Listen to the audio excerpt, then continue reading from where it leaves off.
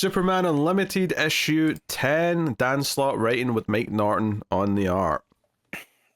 So this is the next part of the Prankster storyline, which I guess might be done at the end of this issue. It still feels like it's open for more. There's definitely threads to be dealt with, but it definitely leaves some stuff for down the line. So I love the continuation of the you know how he was offended last time that they said Trickster instead of Joker. Yep. This issue starts off with him listening to the news, and the news is like, "Oh, we've rolled out Trickster, and maybe it's the Puzzler," and he's like, "Puzzler," and I actually sort of paused and went, "Is this a real character they're referencing, or did they just make up some stupid sounding similar thing to piss him off?" I think that might be the case. No, I'm pretty sure the Puzzler was an old like Silver AG. Oh, really? Deep cut. Yeah. Hey. These comic writers love to do their deep cut pulls. They're like, hey, I actually remember this thing from 1972. Here's a reference. So, yeah, I mean, I had a decent time with this issue. I mean, I think this book is a very good, like, it feels like that sort of TV show that's a very kind of like case of the week TV show where you're just kind of enjoying the adventures every week as opposed to being really into it as some big, deep story. Yeah. I like that it continued the whole thing that's been going on in Unlimited with the whole him trying to manage the going gold when there's kryptonite involved. So I do like the fact that Slott is finding new ways to expose him to the green kryptonite and for him to find a way out at this point. The whole thing with the second puzzler and all that, it kind of, I don't want to say it built to nothing, but it wasn't fulfilled with the way that it went to. You know, I do like the fact that we get the old school puzzler trying to be a man of his word still, you know, by fulfilling this contract, you know, and then trying to also get out of it. Yeah, Intergang's not hearing it though. They're like, no, not only are you still going to kill Perry White, you're going to also pay us all of our money back because you've taken too long. With interest. And he's going, oh man, hey, how am I going to get out of this one? Yeah, but then it all turns out to be a ploy to have Clark be there so they can maybe kill Clark, and there's a whole clown car thing going on, which, by the way, Superman gets attacked by robot clowns and like changes into, like, he's in Clark mode and he turns into Superman like under the pile of clowns. I guess it's just hopeful that the clowns don't have like cameras in their eyes or something capturing this turn of events. But well, and fun. also the fact that I just said fun. Fun. I think I said hold on. So it's also the fact that one of the guys outside the alley is like, where'd the guy go? Superman that got jumped on. And he goes like, oh, Clark Kent. I put him in the sewer. And the guy's like, oh, he's not some friend of yours if you're leaving him in the sewer. And that comes around later as a joke with the prankster and whatnot. So I thought that was a little bit of fun too. Yeah, there's a little tease of this John storyline that they're. I mean, this is probably set up for like post KO, I assume that Slott's doing. But well, the fact that it's revealed that the second puzzler is a metahuman that has the power to camouflage into anything, which is very weird with the way that they've drawn him, right? Because he definitely has some more shadow thief kind of vibes to him. Like he's almost taking up different space. So I wouldn't call that just usually different like camouflage.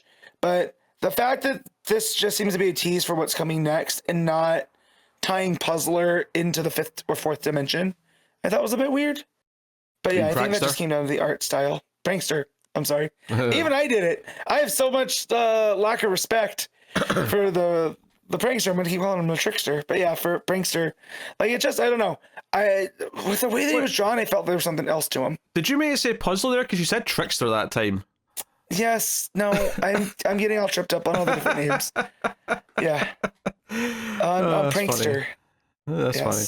It's just funny. Anyways, he's not the fourth dimensional thing that I thought. Yeah, but you intentionally tried to get his name wrong, but you got the wrong name wrong. It's funny to me. Anyway. Hey, man. I tripped down the stairs and landed in a bucket. All right, like that. That's just how it goes. But the John stuff is separate though, because it's Mixie saying, "Hey, your arch nemesis is a fourth dimensional imp." I did actually really like John said, but you're fifth dimensional, isn't that like small potatoes to you? And he's like, yeah, but like humans are smarter than bears, but they're still scared of bears. And he's like, huh, you've got a point. And I'm like, so he's like a wild animal imp, is what you're telling me. Yeah, caveman and bears. And he goes, actually, that's a good point, but what's going on? And then Mixie even says his own name backwards without being tricked to get out of there. Because he's scared, and we get a tease of like this villain showing up. We don't get to see who it is. It's just a cliffhanger. Which I think Caveman's a weird example though, because like you don't run into cavemen. You know, you can run into a bear. True, but on the same part, it's like we think of ourselves as more advanced, right? Like the way that we think and all this other type of stuff.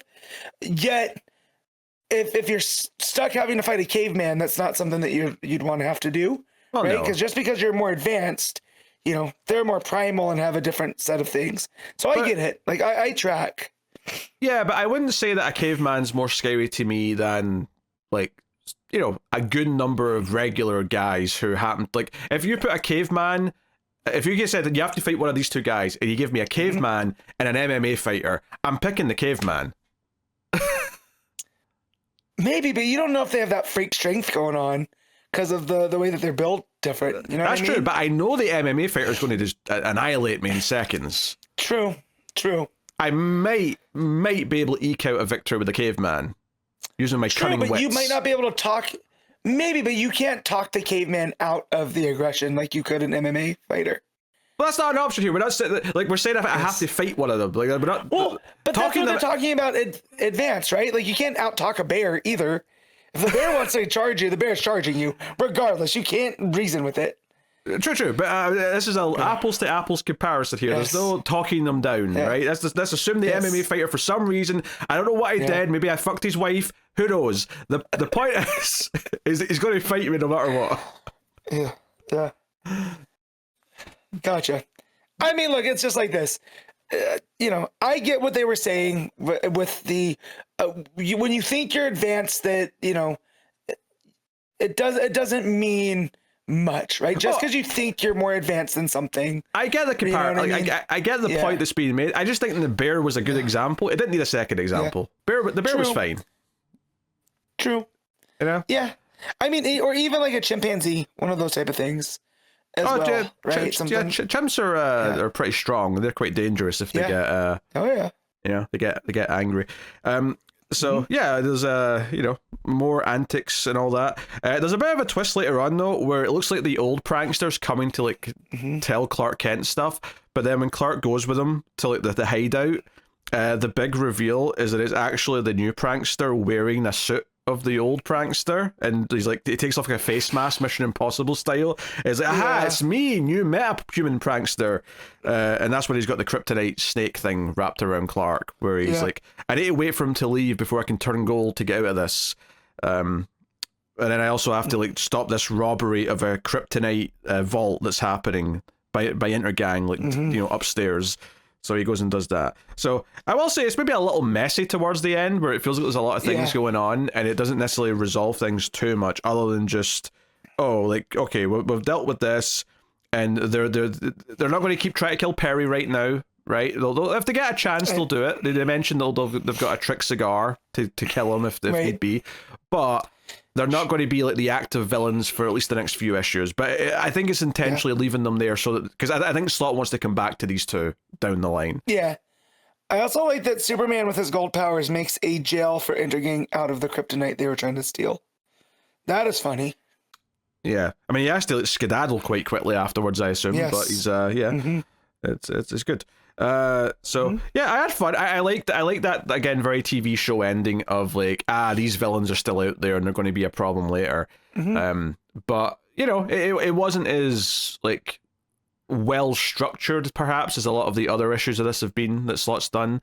You know, so yeah, I still really enjoyed it. It was nice getting my next, you know, slice of this, and I like what they're teasing with some of the stuff, but maybe not as elegant as some of the rest of the series has been in terms of like structure and kind of build to the finish and whatnot.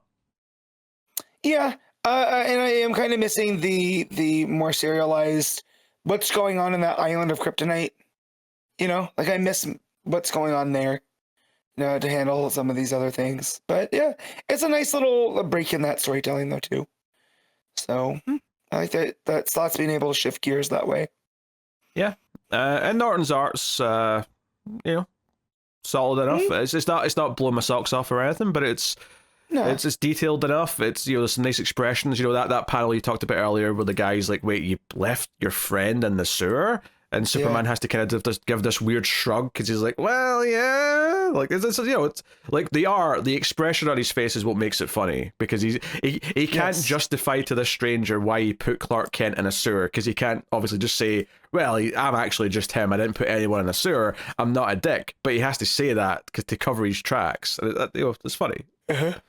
So, pleasant chapter in the book. What are you giving Superman Unlimited, Matt? I'm gonna give this a 7. Yeah, I was kind of thinking about the same. Yeah, I'll agree with the solid 7. I think if I think it could have been like a 7.5 or an 8, with just maybe like a bit more of a definitive ending and maybe something that felt a bit more natural to get to the conclusion. But yeah, 7 out of 10. Still a good time.